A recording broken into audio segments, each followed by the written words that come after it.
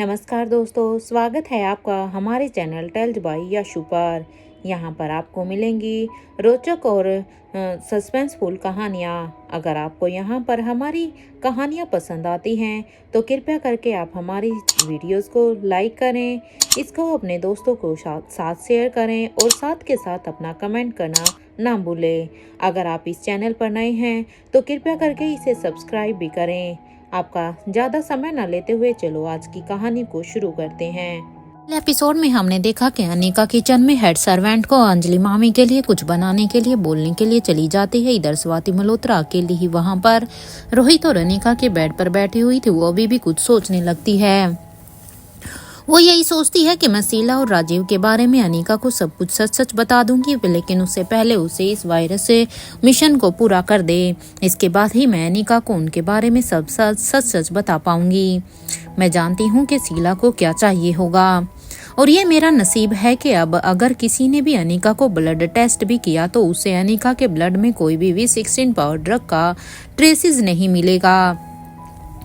इसके लिए मुझे खुशी है। अब मुझे इस वायरस के एंटीडोट को बनाने में भी लग जाना चाहिए। उधर अनिका का पूरा ध्यान अभी उनसे सच निकलवाने में ही होना चाहिए। स्वाति अभी भी अपने दिमाग में यही सब सोचती है और फिर वो एक राइटिंग पैड को उठाती है और फिर उसमें कुछ बनाने लग जाती है जिसमें लिखा हुआ था कि खतरनाक ऑर्गेनाइजेशन, और फिर वो कुछ नाम उसमें लिखने लगती है जिसमें सबसे पहले था क्रिस्टोफर और उसके बाद थी सौम्या, दमयंती और लच्छो। इनके बाद स्वाति ने लिखा था अक्षय वर्मा, रघुवीर शेखावत, कल्याण शास्त्री, अंकुर नायक। अब स्वाति ने अपने मन में ही सोचती है कि आखिर अक्षय वर्मा और रघुवीर शेखावत का इस ऑर्गेनाइजेशन से क्या लेना देना है। स्वाति मल्होत्रा यहाँ पर उस पैड में वो सारी ही चीजें लिख देती, वो सभी के ही नाम लिख देती है जो कि अब तक इस मिशन के साथ जुड़ते जा रहे थे या जिनके नाम उसके सामने आते जा रहे थे। स्टार्टिंग से लेकर अब तक जितने भी लोगों के नाम उसके सामने आ रहे थे उन्होंने उसमें सभी के ही नाम लिख दिए थे। लेकिन जब वो यहाँ पर अक्षय वर्मा और रघुवीर शेखावत का नाम लिखती है उस ऑर्गेनाइजेशन के साथ, तो अब वो सोचती है कि इन लोगों का क्या रिलेशन, इन लोगों का क्या वास्ता होगा उस ऑर्गेनाइजेशन से। आखिर ये लोग भी उसके साथ क्यों जुड़े हुए हैं। स्वाति अभी कुछ सोच ही रही थी कि तभी उसके कानों में फिर से दरवाजे को नॉक करने की आवाज आती है। दरवाजे की आवाज को सुनकर अब स्वाति अपने ख्यालों से बाहर आती है। स्वाति ने जब ये ध्यान से सुना तो बाहर रोहित और अनिका थे, क्योंकि दरवाजे को खोलने से पहले स्वाति मल्होत्रा मेक श्योर कर लेना चाहती है थी कि बाहर दरवाजे पर कौन है। अगर रोहित और अनिका होते तो ही स्वाति मल्होत्रा दरवाजे को खोलने वाली थी, अदरवाइज वो इस दरवाजे को नहीं खोल सकती थी, क्योंकि अभी वो किसी के भी सामने नहीं आना चाहती थी। जब उसे लगा कि दरवाजे पर रोहित और अनिका है तब वो जल्दी से दरवाजे को अब खोल देती है और जैसे ही स्वाति मल्होत्रा दरवाजा खोलती है रोहित और अनिका अब दोनों ही जल्दी से अंदर आ जाते हैं और फिर वो अब अपने रूम का दरवाजा बंद कर देते हैं। अब स्वाति मल्होत्रा ने अब रोहित से पूछा कि आखिर तुम्हें उन पर शक कैसे हुआ रोहित, क्या तुम बता सकते हो। स्वाति मल्होत्रा की ये बात सुनकर अब अनिका कहती है कि माँ इस बारे में हम बाद में बात करते हैं, और रही बात उनकी तो रोहित उनकी रिस्पॉन्सिबिलिटी अब तुम मुझे दे दो, क्योंकि उसे तो मैं अब अच्छी तरह से मैं ही संभाल सकती हूँ। जो काम 6 साल में नहीं हुआ है वो काम अब होगा, क्योंकि अब उससे मैं सारा ही सच निकलवा कर रहूंगी। अनिका की ये बात सुनकर अब रोहित भी हाँ में अपना सिर हिला देता है, क्योंकि रोहित को अनिका की काबिलियत पर पूरी तरह से यकीन था। रोहित अच्छी तरह से जानता था कि ब्लैक कैट के टॉर्चर को सहना सबके लिए आसान काम नहीं था और ब्लैक कैट के पास हर एक वो इंतजाम था जिससे वो उसका मुंह खुलवा सकती थी। इसलिए वो अनिका को कह देता है कि ठीक है, तो अब से तुम ही उसे संभालना। अनिका भी अब कुछ कहने ही वाली थी कि तभी अनिका की नज़र अब स्वाति के पास में ही रखे हुए राइटिंग पैड पर जाती है। अनिका ने जब उसे उठाया तो अब वो स्वाति से कहने लगती है कि माँ आप क्या सोच रही थी, हमारी एब्सेंस में आपने ये यहाँ पर किस किस के नाम लिखे हैं, आपके दिमाग में क्या चल रहा है। अनिका की बात का जवाब देते हुए अब स्वाति मल्होत्रा कहती है कि आखिर ये अक्षय वर्मा और रघुवीर शेखावत को क्या जरूरत पड़ गई जो ये दोनों भी इन खतरनाक काम को करने के लिए मान गए हैं। बाकी सब लोगों का तो मुझे मोटिव साफ साफ नजर आता है, लेकिन बस मैं अब तक ये नहीं समझ पा रही हूँ कि अक्षय वर्मा और रघुवीर शेखावत की ऐसी कौन सी मजबूरी थी जिसकी वजह से वो इस ऑर्गेनाइजेशन का साथ दे रहे हैं, क्योंकि उनके पास तो अपना सब कुछ है। स्वाति की ये बात सुनकर अब अनिका कहती है शायद उनकी नफरत माँ, क्योंकि हो सकता है नफरत की वजह से ही वो अब इस ऑर्गेनाइजेशन का साथ दे रहे हो, नहीं तो और तो उनका क्या ही मोटिव हो सकता है। रघुवीर शेखावत को मैंने ब्रह्मपुत्र एकेडमी से निकाल दिया था, तो हो सकता है कि मुझसे बदला लेने के लिए ही उसने इस ग्रुप को ज्वाइन किया होगा। और कल्याण शास्त्री की बात, तो कल्याण शास्त्री की भी यही वजह थी माँ, क्योंकि उसका बेटा विक्की जो कि उस समय मारा गया था। और अक्षय वर्मा के बारे में तो आप जानती ही हैं। अनिका अब स्वाति मल्होत्रा के लिए उन तीनों के ही उस ऑर्गेनाइजेशन में शामिल होने का रीजन बताती है कि वो सब शायद हमसे बदला लेना चाहते हैं, क्योंकि कल्याण शास्त्री के बेटे को तो उस गोदाम में मार दिया गया था। हालांकि उसमें मेरा हाथ नहीं था, लेकिन हो सकता है वो उसी का ही बदला लेना चाहते हो। और अक्षय वर्मा की बातें तो आप तक अच्छी तरह से जानती ही है कि उसका क्या ही मोटिव होगा। अनिका की बात को सुनकर अब स्वाति कहती है कि इसका तो ये मतलब हुआ कि जिन लोगों की रोहित और अनिका से दुश्मनी है वो लोग उन्हें अपने साथ मिला लेते हैं, क्योंकि वो लोग इस चीज का फायदा उठाते हैं कि अगर उनकी रोहित और अनिका से किसी बात के लेकर मनमुटाव होता है या वो उनके बदला लेने के लिए सोचते हैं, तो ये ऑर्गेनाइजेशन बड़े ही ध्यान से उनको अपने साथ सम्मिलित कर लेते हैं। वो इसी चीज का फायदा उठाते हैं। स्वाति की ये बात सुनकर अब रोहित कहता है कि एक सच और है, जब मैं माँ के साथ उन लड़कियों को बचाने के लिए गया था तो मेरी नजर वहां पर एक इंसान पर गई थी। आप दोनों बिलीव नहीं करेंगे कि वो जिंदा है। रोहित की ये बात सुनकर अब स्वाति मल्होत्रा कहती है कि कौन जिंदा है रोहित, क्या तुम खुल के कुछ बताओगे? आखिर तुमने वहां पर किसे देखा था? रोहित सीधे सीधे ही अब हैरानी से उससे सवाल कर लेती है, जबकि अनिका अब रोहित के ही जवाब का इंतजार कर रही थी। वो एक बार रोहित की तरफ देख रही थी तो एक बार अपनी माँ स्वाति मल्होत्रा की तरफ। स्वाति के मल्होत्रा के इस सवाल पर अब रोहित कहता है कि वही अगर वो मुझे मिल गया ना तो मैं उसे जिंदा दफन कर दूंगा। रोहित की आंखों में उस इंसान के लिए नफरत साफ साफ देखी जा रही थी और उसके नाम का गुस्सा भी। रोहित की ये बात सुनकर अब स्वाति और अनिका दोनों के ही दिमाग में अब एक ही नाम आया। कि तभी अनिका कहती है कहीं तुम उसकी बात तो नहीं कर रहे हो ना मिस्टर मारवा?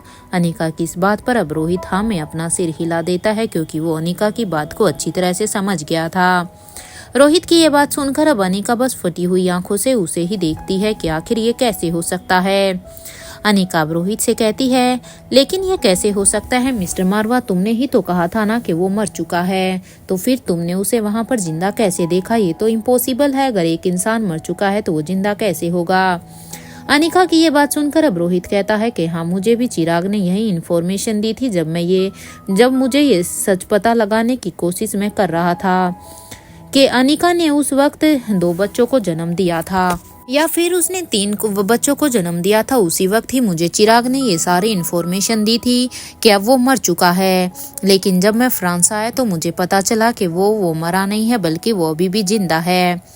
रोहित की ये सारी बातें सुनकर अब अनिका भी कहती है मिस्टर मारवा, ये खतरनाक ऑर्गेनाइजेशन की पहेली तो सुलझने की वजह और भी उलझती जा रही है। कुछ समझ में ही नहीं आ रहा है कि आखिर इससे चला कौन रहा है और ये लोग करना क्या चाहते हैं, क्योंकि ये तो दिन पर दिन इनके खेल ऐसे सामने आ रहे हैं कि उससे तो हम सब का ही दिमाग घूम रहा है। अनिका अब अपने हाथ में एक पेन लेती है और फिर वो उस पेन से कुछ लिखना शुरू कर देती है। अनिका अब लिखते हुए कहती है कि सबसे ऊपर मैं सर जी को रखती हूँ। अनिका यहाँ पर अब उस पेन से एक वहाँ पर डायग्राम बनाती है। वो वहाँ पर सभी को लिंक करने की कोशिश करती है, इसलिए वो कहती है कि सबसे पहले मैं यहाँ पर सर जी को रखती हूँ। अभी हमें नहीं पता कि ये सर जी कौन है, लेकिन जिस तरह से उसने हमें बताया था कि सर जी उन्हें वहाँ से बचा लेंगे, तो हो ना हो ये सर जी ही यहाँ का सबसे मेन आदमी है। और फिर उसके बाद अब उन्हें रखते हैं जिन्हें आपने किडनैप किया हुआ है। मिस्टर मारवा, अनिका की इस बात पर अब स्वाति कहती है कि उनके साथ +1 करो। अनिका, ये 2 लोग हैं जिनमें से एक से हम कल मिले थे, लेकिन दूसरे का सच मैं बहुत पहले से ही जानती हूँ। स्वाति मल्होत्रा यहाँ पर रोहित को किडनैप करने वालों के साथ साथ अब उन दो लोगों को भी ऐड कराने की कहती है, जिनसे वो मिली थी या एक जिनसे वो बहुत पहले मिली थी या एक से वो कल मिली थी। स्वाति की ये बात सुनकर अब अनिका कहती है, माँ वो कौन है, प्लीज हमें उसके बारे में बताइए ना कि वो दूसरा कौन है। अनिका की ये बात सुनकर अब स्वाति मल्होत्रा कहती है, वक्त आने पर मैं तुम्हें सब बता दूंगी, लेकिन उसका सच तो मैंने तुम्हारे पापा को भी नहीं बताया है। अब तुम्हारे पापा से भी मैंने उसके सच को छुपाया है, उसका सच तो मैं बहुत सालों से ही जानती हूँ। स्वाति की ये बात सुनकर अब अनिका कहती है, माँ कहीं ये हमारे वहीं तो अपने नहीं है ना जिसके लिए दमयंती ने मुझे वार्निंग भी दी थी कि मुझे अपनों से ही बचकर रहना होगा, कहीं ये वही तो नहीं है। अनिका की ये बात सुनकर अब स्वाति मल्होत्रा कहती है, कहा ना अनिका, वक्त आने पर मैं तुम्हें सब कुछ बता दूंगी, लेकिन अभी नहीं। स्वाति मल्होत्रा की ये बात सुनकर अब अनिका कहती है कि क्या आप श्योर हैं कि ये लोग सिर्फ दो ही हैं, हो सकता है ये उससे भी ज्यादा हों। अनिका की इस बात पर अब फिर से रोहित मारवा कहता है, मुझे डाउट है, हो सकता है कि ये दो से भी ज्यादा लोग हों रोहित, क्योंकि जब तक हम उनके बारे में नहीं जानते तब तक हम किसी फिक्स कैलकुलेशन पर नहीं पहुंच सकते हैं, इसलिए हमें ये जूम कर कर ही चलना होगा कि ये दो से ज्यादा हो सकते हैं। रोहित की ये बात सुनकर अब अनिका कहती है कि हो सकता है मिस्टर मारवा, अपनी बात को आगे बढ़ाते हुए अब अनिका कहती है कि ये तो नेवर एंडिंग चेन है, अगर हम इसका एक डायग्राम भी बनाने के लिए चले तो ये चैन तो कभी खत्म ही नहीं होने वाली है, क्योंकि हमारे सामने तो बस कुछ नाम और बस कुछ ही चेहरे हैं। कितने ही चेहरे और नाम तो ऐसे हैं जो इस चैन में जुड़े हुए हैं, लेकिन हम उनके बारे में नहीं जानते। ये एक नेवर एंडिंग चैन है जिसकी जड़ें पता नहीं कितनी ही लंबी फैली हुई है। अगर हमें इस खतरनाक ऑर्गेनाइजेशन को जड़ से खत्म करना है तो हमें सबसे पहले इस सर्जी को ही ढूंढना होगा, क्योंकि हमें बस अब उस सर्जी को ही ढूंढकर ही पता चल सकता है। अनिका की ये बातें सुनकर तो अब रोहित कहता है कि सबसे पहले मुझे अपने नाना को ढूंढना होगा, क्योंकि उसके लिए वही सबसे जरूरी है, और हो ना हो वो हमारी बहुत ही पहेलियों को सुलझा सकते हैं। रोहित की ये बात सुनकर अब स्वाति मल्होत्रा और अनिका दोनों ही अब एक दूसरे को हैरानी से देखने लगती हैं, क्योंकि अनिका और स्वाति मल्होत्रा दोनों ही जानती थी कि किंग यानी कि रोहित का नाना अभी भी जिंदा है, और लेकिन अभी वो रोहित के सामने उसके बारे में कुछ भी नहीं कहना चाहती थी, इसलिए वो एक दूसरे को हैरानी से देखती हैं कि रोहित अब अपने नाना तक पहुंचना चाहता है। और फिर वो दोनों ही खुद को कंफर्टेबल करते हुए अब स्वाति मल्होत्रा अनिका से कहती है, जब तुम उनसे मिलने जाओगी ना तो मेक श्योर करना कि तुम उसे सोचने का मौका भी मत देना, वरना वो तुम्हें अपनी बातों में ऐसा फंसा देगी कि तुम खुद कुछ सोच नहीं पाओगी। अनिका, क्योंकि उसने तुम्हें वहां पर अकेले बुलाया है, वो सच में बहुत ही चालाक है, उससे थोड़ा सा संभल कर रहना, क्योंकि अगर तुम उसके सामने अकेले जाओगी तो वो तुम्हें अपनी बातों में ही ऐसा उलझा देगी कि तुम जिस मकसद से उसके पास जा रही हो तुम वो भी नहीं कर पाओगी, क्योंकि वो इन सब में बहुत ही माहिर है। स्वाति मल्होत्रा की ये बात सुनकर अब अनिका कहती है, माँ आप टेंशन मत लीजिए, उनकी कम्युनिकेशन स्किल कितनी भी अच्छी क्यों ना हो वो मेरे दिमाग से नहीं खेल सकती है, क्योंकि अपने दिमाग को कंट्रोल में करना मुझे अच्छी तरह से आता है, चाहे वो अपनी स्किल में कितनी ही महारत क्यों ना उसने हासिल की हो। अनिका की ये बात सुनकर अब स्वाति मल्होत्रा भी हाँ में अपना सिर हिला देती है, क्योंकि उसे भी अपनी बेटी के ऊपर किसी भी तरह का डाउट नहीं था, वो भी अनिका की काबिलियत को अच्छी तरह से जानती थी। अब अनिका कहती है, माँ मैं आज रात वहां पर फिर से जाऊंगी उनसे मिलने के लिए। अनिका की ये बात सुनकर अब रोहित कहता है कि लेकिन आज की रात तो रिया ने फैमिली डिनर रखवाया है ना टेरेस पर, तो अनिका तुम आज की रात वहां पर कैसे जा सकती हो, क्योंकि आज की रात तो एक फैमिली नाइट है। रोहित की ये बात सुनकर तो अब अनिका कहती है, हाँ मिस्टर मारवा मैं तो भूल ही गई थी, अच्छा हुआ आपने मुझे याद दिला दिया। यहाँ एक तरफ स्वाति, रोहित और अनिका तीनों ही खतरनाक ऑर्गेनाइजेशन की कड़ियों को धीरे धीरे जोड़ने की कोशिश कर रहे थे। अब तक उन्हें जितने ही लोगों के नामों का पता था उनको वो एक दूसरे से कनेक्ट कर रहे थे, तो वहीं दूसरी तरफ करण गुलेरिया अपने कमरे की विंडो के पास खड़े हुए अभी भी यही सोच रहे थे कि आखिर ऐसी क्या वजह थी जो पापा राजीव की शादी आयशा मारवा से करवाना चाहते थे। ये सच जानने के बाद भी कि राजीव अंजलि से प्यार करता है और आयशा अक्षय वर्मा से प्यार करती थी उस समय। इसके बाद भी पापा ने राजीव को कहा कि उसे आयशा मारवा से ही शादी करनी होगी। करण गुलेरिया भी यही सोचते हैं कि पता नहीं उसके पापा उस समय क्या सोच रहे थे, क्योंकि करण के पापा उस समय पर आयशा की शादी उस समय राजीव गुलेरिया यानी कि अपने बड़े बेटे से करवाना चाहते थे। करण अपने अभी इन्हीं ख्यालों में ही अपने अतीत की यादों में ही उलझा हुआ था और उन्हीं सवालों का जवाब अब वो ढूंढने की कोशिश कर रहा था जो उन्होंने उस वक्त नहीं मिले थे, जबकि उन्हें ये सवाल तो अब तक भी नहीं मिले थे। करण ने ना जाने ही कितनी बार करण के जहन में ये सारे ही सवाल आते थे, लेकिन हर बार वो उनके आंसर तक पहुंच ही नहीं पाता था। करण अभी यही ही सोच रहे थे कि जो हंसराज मारवा स्वाति से शादी करना चाहता था, आखिर ऐसा क्या हो गया कि उसने फिर स्वाति का पीछा छोड़कर आयशा मारवा से सडनली शादी कर ली थी। आयशा की मजबूरी के बारे में तो मैं जानता ही हूँ कि वो अपनी बीमार माँ को बचाने के लिए आयशा ने उस समय मजबूरी में हंसराज से शादी की थी, लेकिन हंसराज ने आयशा से शादी क्यों की, ये तो बहुत ही बड़ा सवाल है, क्योंकि वो तो उस समय वो भी जिस तरह मैं स्वाति मल्होत्रा को पसंद करता था वो भी स्वाति मल्होत्रा को पसंद करता था। वो बात अलग है कि कभी उसने अपने दिल की बात उसके सामने नहीं रखी। पता नहीं मुझे ऐसा क्यों लग रहा है कि जरूर कुछ ऐसा है जो सिर्फ पापा के अलावा अगर कोई जानता है तो वो रोहित के दादाजी यानी के मिस्टर धर्मराज सिंह मारवा ही हैं। समझ ही नहीं आ रहा है कि उस वक्त गुलेरिया परिवार के हेड और मारवा परिवार के हेड दोनों ही आयशा को ही अपने घर की बहू क्यों बनाना चाहते थे। आखिर आयशा के साथ ऐसा क्या था कि जो दोनों ही आयशा के लिए इतने बेताब थे। करण गुलेरिया अब अपने इन्हीं ख्यालों में ही थे कि मुझे शर्म आती है ये सोचकर कि मेरे पापा इतना गलत सोच सकते थे, क्योंकि जब उन्हें ये पता है कि उसका बेटा किसी दो लड़की से प्यार करता है और जबकि आयशा भी उस समय किसी और से प्यार करती थी, फिर भी वो राजीव की और आयशा की शादी कराना चाहते थे। सच में वो कितना गलत कर रहे थे। अच्छा हुआ उस समय पर राजीव और आयशा की शादी नहीं हुई। अपने ही बातों की अब यही सोचते हैं कि वो अपने ही बेटे की खुशियों की बलि चढ़ा दी होती उन्होंने, वो तो अच्छा हुआ वो बच गए। मैं राजीव और शीला दोनों का ही सच जानता हूँ, लेकिन मैं फिर भी खामोश हूँ तो सिर्फ और सिर्फ अपने बच्चों की वजह से, क्योंकि ऐसा नहीं है कि मैं उन दोनों के बारे में नहीं जानता, वरना मैं शीला से अंजलि का बदला ले सकता हूँ। मेरी खामोशी को अगर इस बार शीला ने मेरी मजबूरी समझाना तो मैं ये अब की बार भूल जाऊंगा कि वो स्वाति की बहन है, क्योंकि आज तक सिर्फ मैं इस रिश्ते के लिहाज से ही अब तक चुप हूँ और साथ के साथ अपने बच्चों की खुशी के लिए भी। फिर मैं अगर उसने अब की बार कुछ भी ऐसा किया तो मैं उसे याद दिला दूंगा कि आखिर करण गुलेरिया कौन है। लगता है कि वो अब भूल गई है कि कैसे मैंने उसे अंजलि की डिलीवरी के बाद उसे कैसे सबक सिखाया था। लगता है मुझे फिर से उसे वो सब याद दिलाना पड़ेगा। करण गुलेरिया अभी अपने इन्हीं सब ख्यालों में ही थे तो वहीं दूसरी तरफ अब अंजलि ने अपना फोन उठाया और फिर अपने फोन को उठाकर अब वो उसमें किशन मामा के नंबर को अपने फोन से निकालती है। जब उसके स्क्रीन पर किशन मामा का नंबर शो हो रहा होता है तब वो उन्हें उनके नंबर को डायल कर देती है। कुछ ही रिंग के बाद जब किशन मल्होत्रा ने फोन उठाया तो उन्होंने सीधा ही अब जैसे ही उन्होंने अपने फोन पर देखा कि अंजलि का नंबर है तो एक पल के लिए उनके चेहरे पर मुस्कान आ गई, क्योंकि उन्हें भी काफी दिनों से उनकी चिंता हो रही थी और फाइनली आज अंजलि ने उसे कॉल कर दिया था।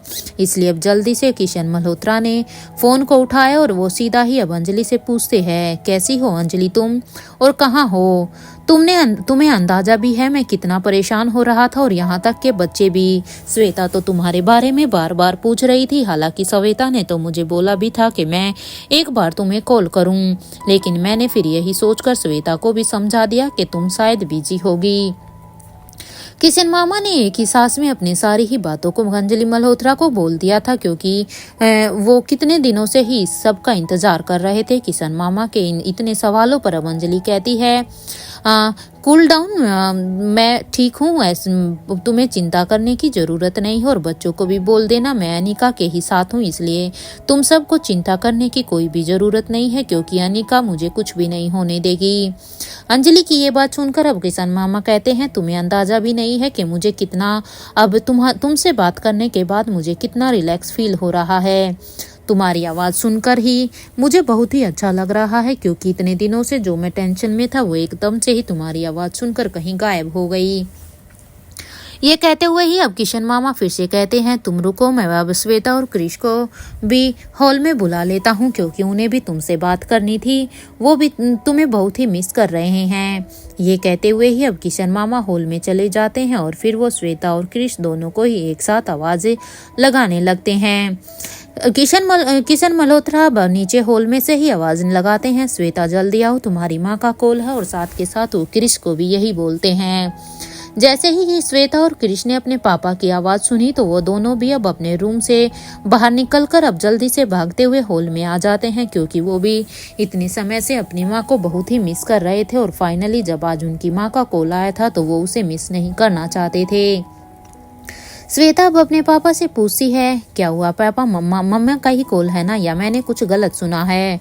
श्वेता के इस सवाल पर अब किशन मामा कहते हैं, हाँ तुम्हारी माँ का ही फोन आया हुआ है, तुम बात कर लो। ये सुनते ही श्वेता और किरस अब दोनों के ही चेहरे पर एक स्माइल आ जाती है क्योंकि एक पल के लिए तो उन्हें लगा कि जब इतने दिनों में उसकी माँ का कॉल नहीं आया तो शायद अब भी नहीं होगा, लेकिन कंफर्म करने के बाद अब उनके चेहरे पर एक स्माइल आ गई थी।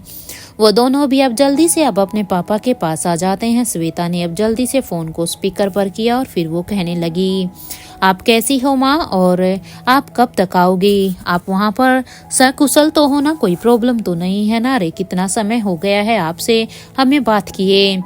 माँ मैं बता नहीं सकती, आपके बिना इस घर में सच में अच्छा भी नहीं लगता है। श्वेता की ये बात सुनकर अब अंजलि की मामी कहती है कि मैं बस बहुत ही जल्द आऊंगी और मेरा भी तुम सब के बिना कहाँ यहाँ पर मन लगता है। बस एक बार मेरा काम यहाँ पर पूरा हो जाए, उसके बाद तो मैं जल्द ही वापस इंडिया आ जाऊंगी। मैं जिस काम के लिए यहाँ आई हूँ बस पहले वो कर लूँ। अपनी माँ की ये बात सुनकर अब क्रिस कहता है, मॉम यू डोंट वरी, आप बड़े भाई को बहुत ही जल्द ढूंढ लोगी, मुझे पूरी तरह से यकीन है। और हाँ, आपको भी अब यहाँ की टेंशन लेने की कोई भी ज़रूरत नहीं है। ये श्वेता है ना, ये हर चीज़ संभाल लेती है आपके जाने के बाद। क्रिश की यह बात सुनकर अब श्वेता कहती है कि तुमने फिर मुझे चिढ़ाया। देखिए ना माँ, ये ऐसे ही करता रहता है मुझे परेशान करने के लिए, क्योंकि सच में मैं यहाँ पर कोई काम नहीं करती। ये ऐसे कह रहा है कि मैं, इसका कहने का मतलब है कि मैं घर का सारा काम करती हूँ। ये सच में मुझे चिढ़ाने का एक भी मौका नहीं छोड़ता है। श्वेता और क्रिश की इस मीठी सी नोकझोंक को सुनकर तो अब अंजलि मामी और क्रिश मामा दोनों के ही चेहरे पर एक स्माइल आ जाती है। अंजलि मामी ने बिना जाने कितने ही समय के बाद आज अपने बच्चों की इस नोकझोंक को सुना था और बात की थी। अपने बच्चों की आवाज़ सुनकर अब अंजलि मामी अपने दर्द को भी भूल जाती है थोड़ी ही देर तक, जब श्वेता और क्रिश दोनों ने ही इसी तरह से अंजलि मामी से बातें करते रहते हैं। और फिर अब श्वेता कहती है, माँ अब आप पापा से बात करिए और इस क्रिश को तो मैं छोड़ूंगी नहीं। ये कहते हुए ही अब श्वेता क्रिश को दौड़ा देती है। तो वहीं किशन मामा अब कहते हैं, अरे संभल कर, कहीं तुम दोनों को चोट ना लग जाए। ये कहते हुए ही किशन मामा के चेहरे पर भी एक स्माइल आ जाती है, क्योंकि जब से अंजलि यहाँ से मल्होत्रा हाउस से गई थी पेरिस के लिए, तब से ही यहाँ पर इस घर की रौनक ही चली गई थी, क्योंकि इन तीनों को ही अंजलि के जाने की बहुत ही चिंता होती थी कि वो ठीक तो होंगी ना।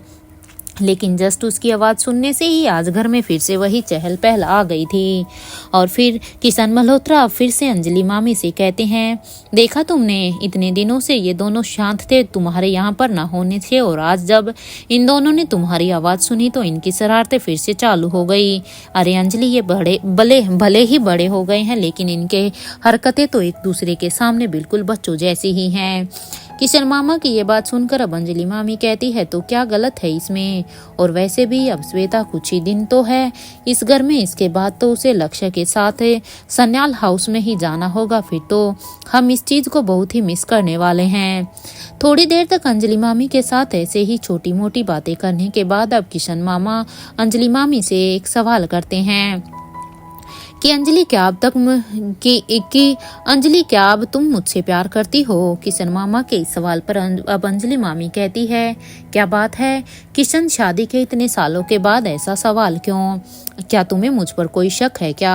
अंजलि मामी की इस बात का जवाब देते हुए अब किशन मामा कहते हैं, प्लीज अंजलि, मुझे इस सवाल का जवाब दो। मैं जानता हूँ कि जिस हालात में हमारी शादी हुई थी उस वक्त ना तुम मुझसे प्यार करती थी और ना ही मैं तुम्हें हाँ ना ही मैं तुम्हें, हाँ ये अलग बात है कि मैं तुम्हें पसंद करता था, लेकिन मैं कभी नहीं चाहता था कि तुम उससे अलग हो जाओ, क्योंकि मैं ये भी अच्छी तरह से जानता था कि तुम मुझसे कितना प्यार करती थी।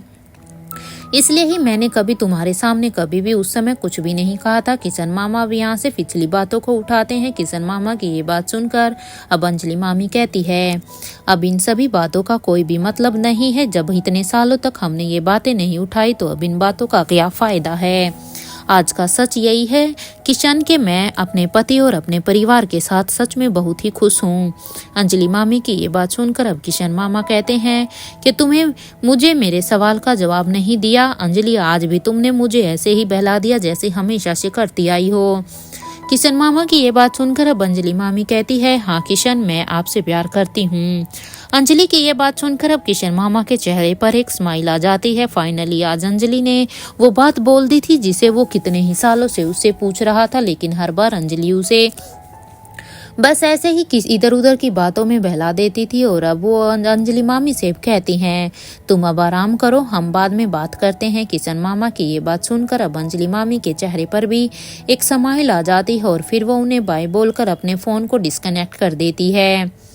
फ़ोन को डिस्कनेक्ट करने के बाद अब अंजलि अपनी आंखें बंद कर देती है कि तभी उसे एहसास हुआ कि किसी ने उसके रूम के दरवाजे को नॉक किया। और फिर दरवाजे को, क्योंकि वो दरवाज़ा बस इसीलिए ही नॉक किया था कि वहाँ पर किसी को अंदर आना था, और अब वो इंसान जो वहाँ पर उस दरवाजे को नॉक कर रहा था वो अब उसे खोलकर अब अंजलि अंदर आ जाता है। अंजलि ने जब देखा तो वहाँ पर सामने आकाश था, क्योंकि आकाश ने ही अंजलि के दरवाजे को पहले नॉक किया था, और जब वो दरवाज़ा खुला हुआ था तो अब वो अंदर आ जाता है।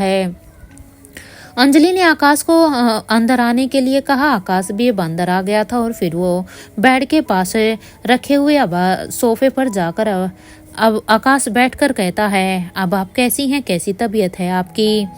आकाश के इस सवाल का जवाब देते हुए अब अंजलि कहती है कि अब मैं बिल्कुल ठीक हूँ। ये सुनते ही अब आकाश के चेहरे पर एक स्माइल आ जाती है, क्योंकि ये तो आकाश ही जानता था कि जब उसने अपनी माँ की ऐसी हालत देखी थी तो उस पर क्या बीत रही थी। लेकिन आज अपनी माँ को सही सलामत देखकर उसके चेहरे पर एक सुकून था।